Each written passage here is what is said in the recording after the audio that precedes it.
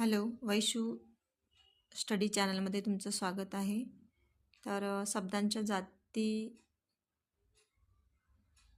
आपण बघत आहोत. तर त्याच्यामध्ये दोन प्रकार पडतात, विकारी शब्द आणि अविकारी शब्द.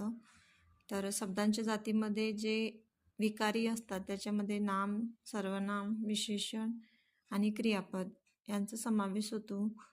आणि अविकारी शब्दांमध्ये क्रियाविशेषण, शब्दयोगी, उभयान्वी आणि केवल प्रयोगी या अवयवांचा समावेश होतो.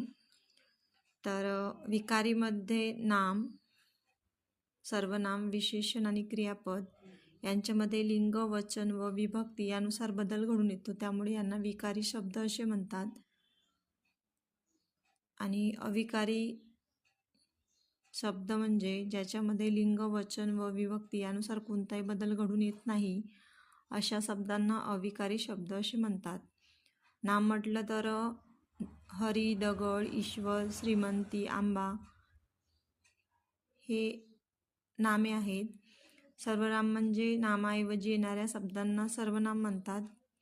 विशेषण म्हणजे वाक्यातील जो शब्द वाक्यात आलेल्या नामाबद्दल विशेष माहिती सांगून नामाचे क्षेत्र मर्यादित करतो, त्याला विशेषण म्हणतात. क्रियापद म्हणजे क्रियावाचक शब्द. आणि अविकारी जे शब्द आहे त्याच्यामध्ये क्रियाविशेषण अव्यय. तर क्रियाविशेषण अव्यय क्रियेबद्दल विशेष माहिती सांगणाऱ्या शब्दाला क्रियाविशेषण अव्यय असे म्हणतात. उदाहरणार्थ आज, काल, फार, तेथे, नंतर, अगोदर. शब्दयोगी अव्यय म्हणजे वाक्यातील जो शब्द नाम किंवा सर्वनाम यांना जोडून येतो व त्यांचा इतर शब्दाशी संबंध दर्शवतो, त्या शब्दाला शब्दयोगी अव्यय असे म्हणतात. उदाहरणार्थ झाडाखाली, तिच्याकरिता, शाळेपर्यंत, चिंचेखाली इत्यादी. उभयान्वी अव्यय जो शब्द वाक्यातील दोन शब्द किंवा दोन वाक्यांना जोडतो, त्या शब्दाला उभयान्वी अव्यय असे म्हणतात. आणि, व, परंतु, म्हणून, किंवा इत्यादी. आणि केवल प्रयोगी अव्यय म्हणजे ज्या शब्दामधून आपल्या मनातील वृत्ती व भावना व्यक्त करता येतात, त्यांना केवल प्रयोगी अव्यय असे म्हणतात.